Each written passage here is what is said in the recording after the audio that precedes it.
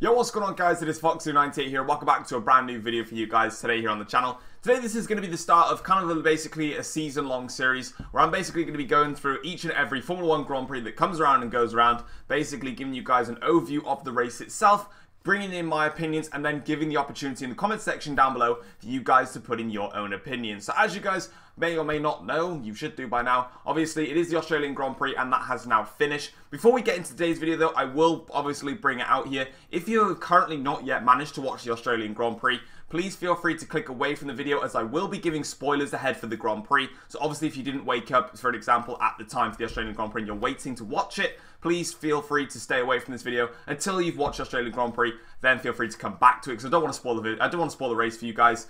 So I wanted you to experience the Grand Prix itself. But without further ado then, heading into the race results then, Sebastian Vettel won the Australian Grand Prix ahead of Lewis Hamilton and Kimi Raikkonen, rounding out the podium ahead of Daniel Ricciardo. And Fernando Alonso picking up a fantastic 5th place ahead of, I believe it was Max Verstappen then, who had kind of a race, but we'll talk about that later on. And then Hulkenberg, Bottas, who is it then? Van Dorn and also Carlos Sainz rounding out the top 10. So, yeah, the DNFs, I believe, were both the Haas cars, which we will talk about because they imploded in that Grand Prix.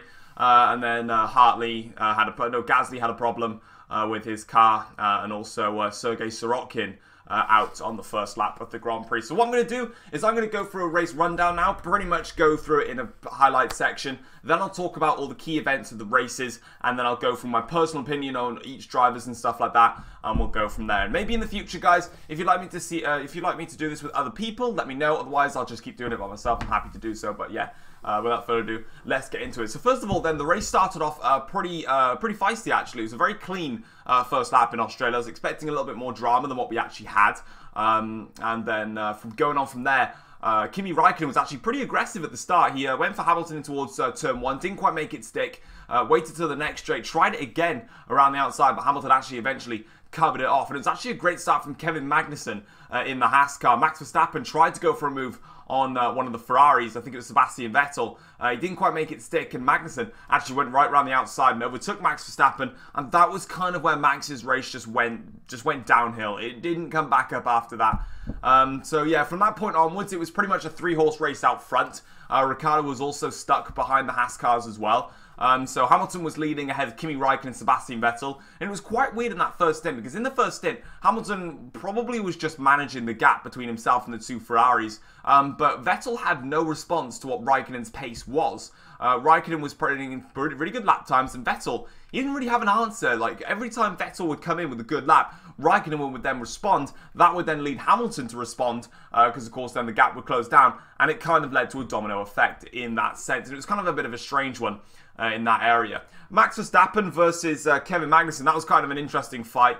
Verstappen was pretty much the oversteer that Max had in that race was pretty dreadful, if I'm honest, and many times the back end sort of just came out, especially in the turn 11-12 chicane complex, from there, it was quite obvious. I could definitely see that he was going to spin at some point, and believe it or not, in towards turn 1 and turn 2, back end came round, managed to spin the car, and he lost out to Ricciardo and also Hulkenberg and Grosjean in that incident.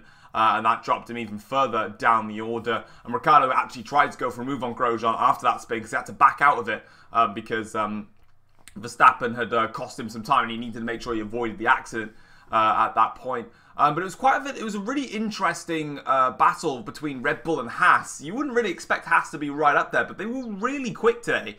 Obviously, they were nowhere near as quick as the Red Bulls. They weren't as quick as the Ferraris, and they weren't as quick as the Mercedes cars. But in that Grand Prix, they proved that they were the 4th best team in Formula 1 this season. It's a massive gain for them, and I'm really... I'll put my hands up straight. I'm not a big fan of Haas. Like, I'll say that with a passion. I don't really like them, but I felt for them in this Grand Prix today, and we'll move on to that in just a second. But Max wasn't really anywhere quicker than the Haas cars. Obviously, you know, the Red Bull is a faster car, but what I can clearly see from that Grand Prix is overtaking was still a big problem, and it's something that just needs to be sorted. Like, Melbourne is not a good track for overtaking, and it sort of sets a bad tone for the season itself. And I feel like that needs to change, but obviously they added a 3rd DRS zone in. It made absolutely no difference. No one The problem is, really, is everyone lost time in the turn 11-12 complex chicane because of the turbulent air. They just couldn't get anywhere, and it was a bit weird, to be honest. But yeah, Max had a cheeky little spin, and that cost him a lot of time as well in the process there.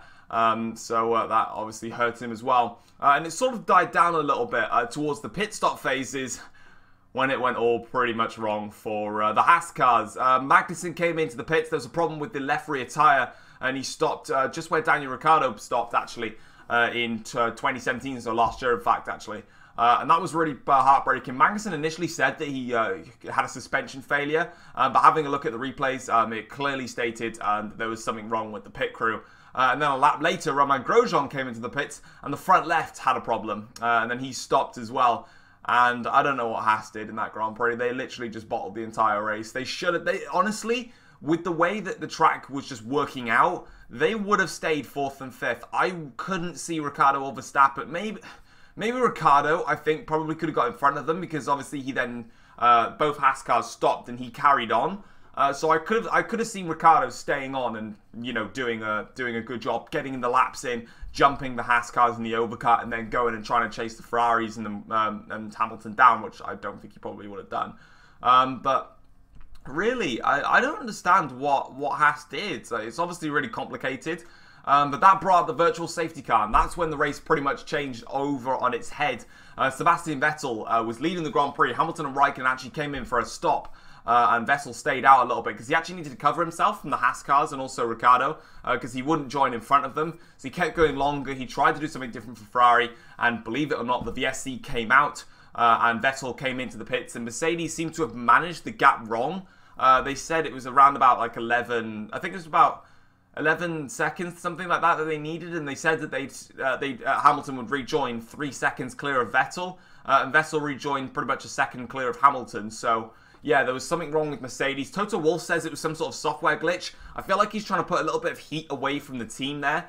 And it's quite of a weird one, because I've seen a couple of reactions, even from you guys, because I posted a comment on my YouTube. I could actually probably get it up now, because I'm pretty much going through an entire race review. But a lot of people were saying that Mercedes should have stayed out because Magnussen had a problem, then Grosjean would. But you can't predict that stuff. Like, it's one of those ones where you won't know who's going to have a problem. You don't know if there's going to be a VSC. My head's tilted because I'm trying to get up these comments now and see what you guys are saying. You'll probably be able to see us if I go through them. You'll probably end up seeing your names. But you can see here I put the post out about my how do I thought of the race. And I'm going to go through pretty much what you guys have been saying and react to those from there. So that's how we're going to do it. But yeah, there's a couple of people that sort of was a little bit strange about this one. So the first one comes in from Talia Mason. I may have said these wrong. Don't judge me on these ones. But he says that Mercedes screwed up again just like last year. They should have kept Hamilton out, especially when there's pretty obvious the VSC was going to be called out after Magnussen pulled up to the side by he pitted. But also, Raikkonen wasn't really threatening to him anyway. The gap was bigger, and Vettel was closing into his teammate anyway. This is an interesting one. There was no VSC. I don't believe there was a VSC when Ricciardo stopped on his car. So again, it was only, I think it was double wave yellow, so he didn't really need to do much, to be honest. In that sense, you cannot predict the virtual safety car in that scenario. And the thing is we spoke about it a lot.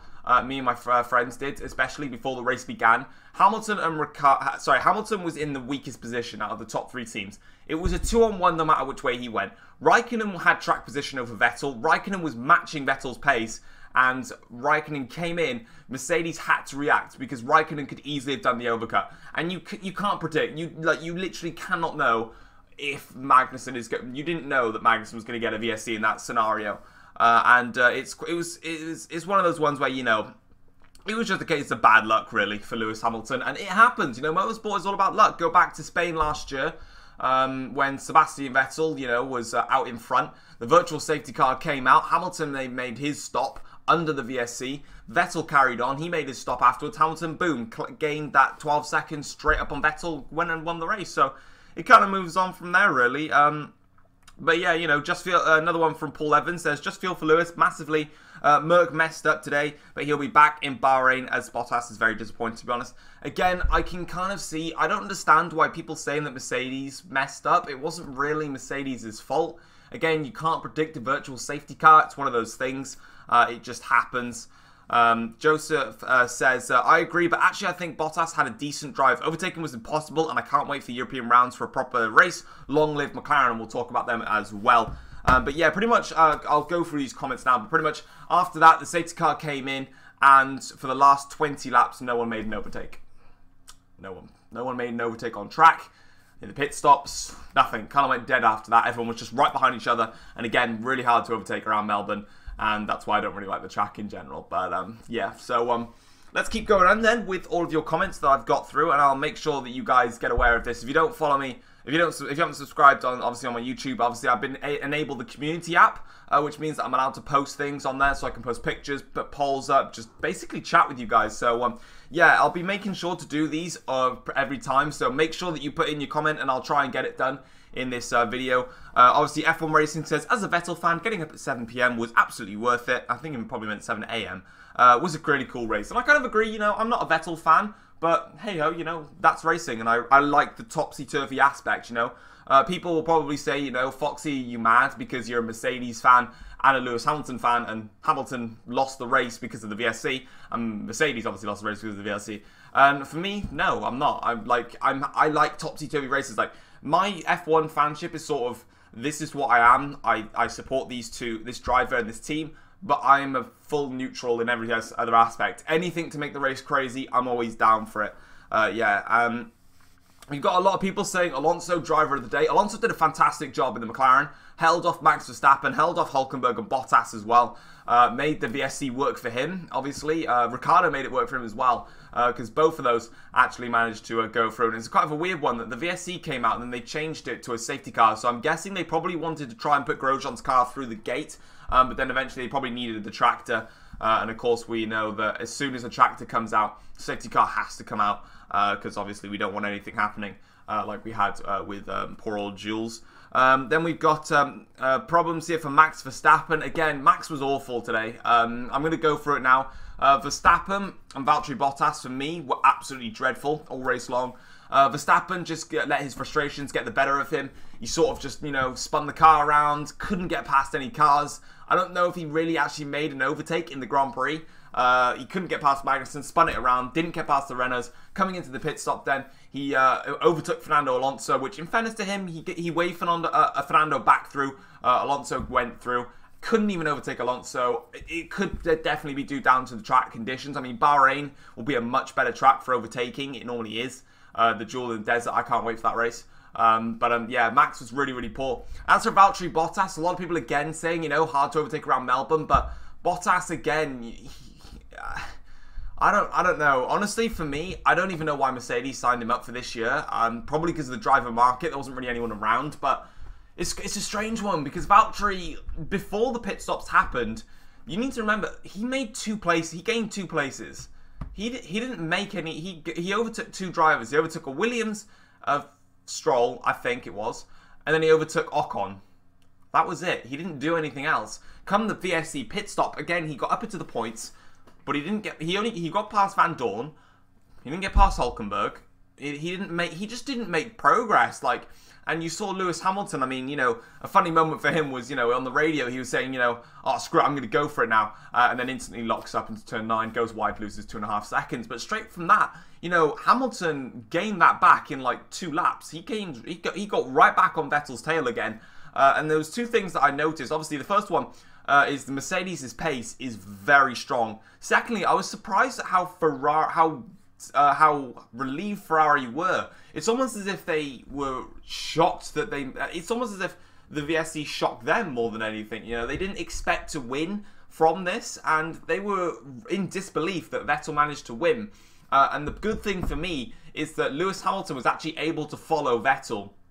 Of course, last year when Vettel was like a second back, Vettel sort of, you know, was like, yeah, I can follow him pretty easy. And Mercedes, we've always been talking about them. They're like, I just can't follow any cars. But this year, well, for Hamilton anyway, against Vettel, he was able to follow him. Of course, overheating seemed to be a bit of an issue. Overtaking in general was just really hard. But for me, it was quite clear that the Mercedes can follow. And it seems that Mercedes just is that little bit faster than Ferrari. Even though they won, they're still not confident moving forwards. And a lot of people talking about the last name being last name. Funny thing, if you guys didn't see it, there's when Ricciardo and Raikkonen were fighting, it came up on the screen saying last name versus last name. Didn't even have their names, which is quite funny. Another one here from Stuart. He says, Alonso, fantastic work. Same with Stoffel. Of course, double points for McLaren. Absolutely amazing. It was a surprise that Hamilton didn't win, obviously. VSC gave through that. Daniel Ricciardo needs to be in a better team. Kind of do agree with that. Although, you know, Verstappen on his day, today wasn't his day. Verstappen is better than Ricciardo, in my opinion. But, you know, that's obviously for you guys to discuss. Needs to be a better team. Sebastian Vettel is a fantastic driver and also can be one of the funniest drivers out there, and he deserves that race win. This doesn't include all the strategies between Mercedes and Ferrari. That part I'm going to have to disagree with. He definitely didn't deserve the race win. He was not quicker than the Mercedes today. He got lucky with the VSC, which gave him the win. So for me, in that race, it wasn't a deserved win. It wasn't one of those where it was like he dominated, he should have won the race. It was one of those where luck played its part, it went his way, and he took advantage of the luck and won. I don't feel like he deserved the win, though. In terms of, like, overall pace, that's what I'm trying to say. Like, he wasn't fast enough to win today. And I think Alonso will come 5th. Thanks for that, because he did. Yeah, that's pretty much it. A lot of you guys saying good race. I will take it. The Ferrari has amazing race pace, like the Merc. Need to improve in certain areas. Definitely can put up a fight with them. Pretty much, I do agree with that. And that's kind of pretty much it from what you guys are saying. So, yeah, I've gone through pretty much all of that. That was pretty much a race rundown of what happens at the Australian Grand Prix. I've gone through what you guys have said. I'll be making sure to post out on my YouTube community page, so make sure you subscribe and you'll get a notification on my post. I'll be making sure to get reactions. Feel free to post any comment in there that you wish. I'll make sure then to include it in these type of videos.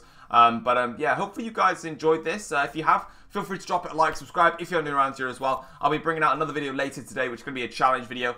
So hopefully you're ready for that one. And yeah, thanks very much for watching. And I'll see you guys next time. Take care all. Peace.